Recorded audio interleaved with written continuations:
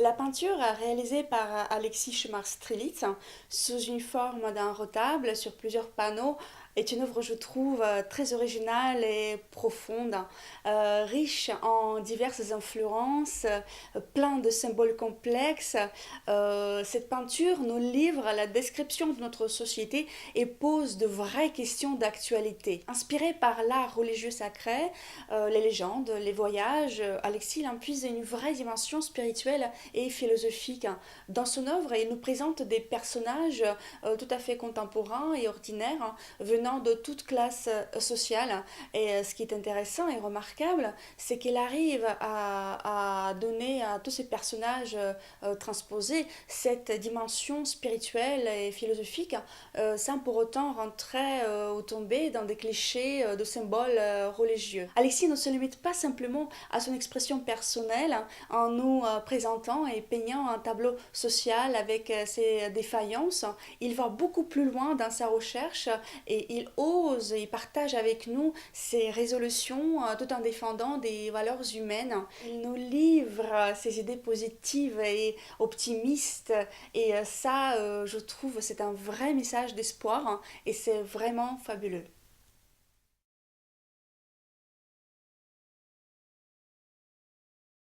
Ce sujet m'a été inspiré par un retable que j'ai vu donc dans l'hospice de Beaune. C'est la partie centrale de mon retable, la partie négative de mon retable. Là, nous avons en fait la société, donc cette femme, ou l'âme de l'humanité, qui va se faire dévorer donc par ces forces occultes qui représentent le pouvoir, l'argent, les médias.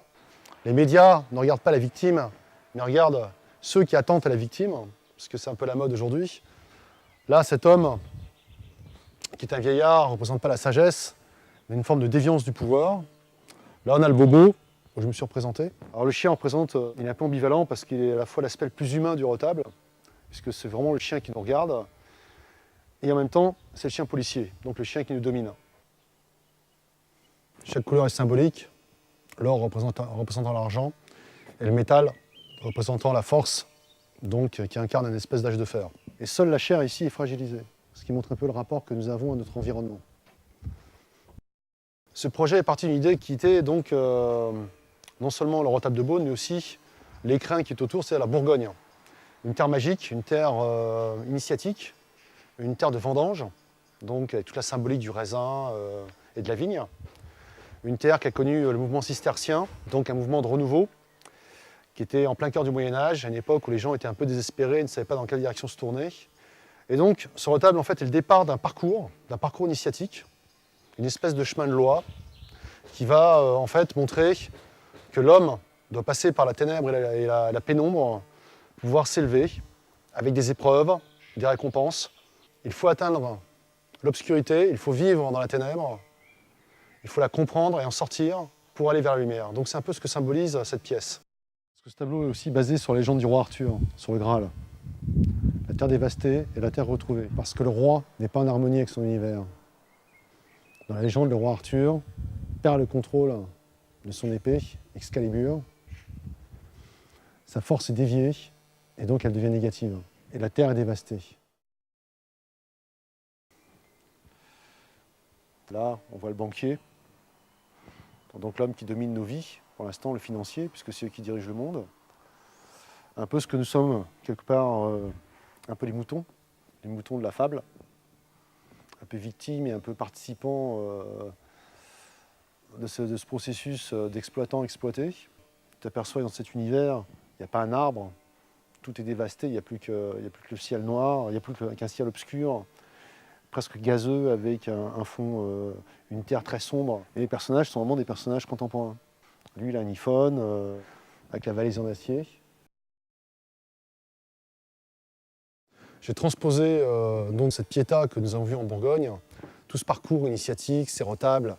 Je me suis inspiré de mon environnement de l'Île-de-France, qui est un environnement un peu, moins serein que la Bourgogne, mais plus contemporain, qui est cette mixité de peuples et de gens, et de problèmes sociaux et de conflits, et en même temps d'interactions. Et voilà ce que ça donne. Donc j'ai fait ce jeune noir, que je vois souvent dans le train de banlieue quand je vais à mon atelier, qui part, on ne sait pas vers quel avenir. Et puis la surveillance constante de nos sociétés, omniprésente. Donc surveillance policière, répression, un peu de désespoir. L'homme part comme ça. On ne sait pas quel va être son environnement, son avenir. Et pour moi, c'est une part presque mystique de cette œuvre. Donc le futur métissage qui va avoir lieu. Et en fait, cette partie du retable annonce le retable positif. La société se crispe sur le métissage. C'est un truc que les gens ont du mal à digérer parce que ça fait peur, ça interpelle.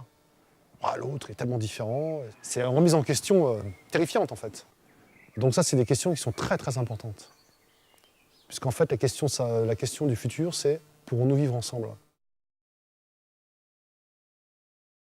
Le métissage du nouveau monde qui s'annonce, ce monde qui est annoncé, qui est la terre retrouvée, donc l'harmonie qui se prépare, donc la fin de la civilisation avec l'ancien retable. Et là, cette nouvelle vue, donc la femme est offerte, c'est une belle métisse.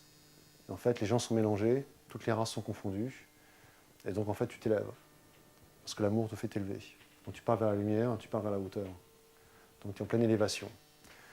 Et donc c'est un peu le chemin de ce retable qui doit nous amener vers le haut. Donc à la fois l'amour, la sensualité et en même temps la tolérance. Donc c'est les trois choses importantes qui sont résumées ici. Là c'est la terre retrouvée, c'est quelque chose d'extrêmement positif. Alors je dois avouer que c'est mon premier tableau positif depuis des années. Donc c'est une tentative nouvelle. C'est pour la première fois au niveau artistique que j'ai l'espoir. Je crois en un monde nouveau. Voilà. Donc cette œuvre est construite selon le principe des poupées russes. Vous l'ouvrez, vous la fermez, une autre séquence apparaît. Et en ouvrant et en fermant, on découvre un nouveau monde, une nouvelle dimension. Et donc vers la fin, en principe, nous sommes censés jaillir vers la lumière.